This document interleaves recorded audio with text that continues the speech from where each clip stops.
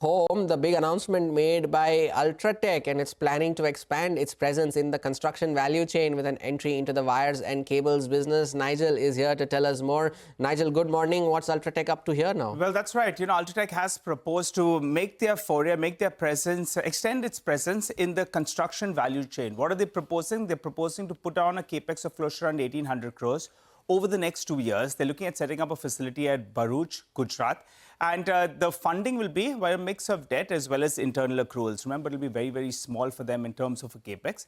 But those are the basic details. Why is UltraTech moving into the cables and wires space? Well, a few reasons could come up for you on the screen. One is that industry itself has been growing by close to around 13 to 14% in the last few years. The industry, which was around 80,000 crores, is expected to go to around 1 lakh crore or thereabouts. So there's an industry tailwind. Next up, they could be sourcing some part of their raw material requirement, aluminium, copper, from a group company, since Hindalco is into that. Besides that, they are focused on strengthening their building products division, and UltraTech Building Solution already has around 4,400 outlets. So they've been stressing that they want to do this, and that could be one of the reasons that they're looking at UBS, which is UltraTech Building Solution, strengthening it further.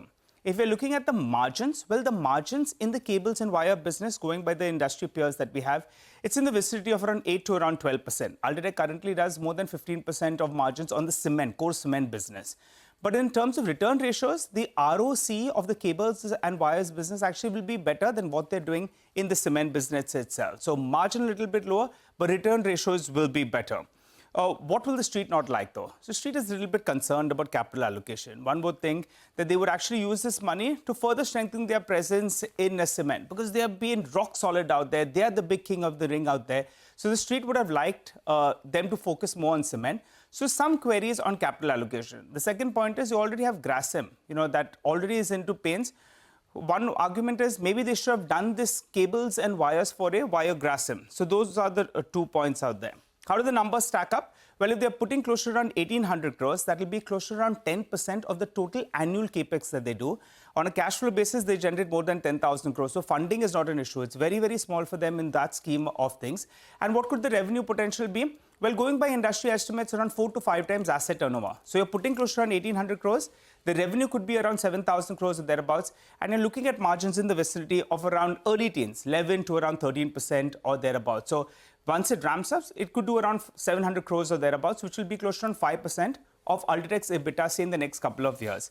Jefferies, well, they have a buy rating on the stock of around, with a target price of around 13,000 rupees odd.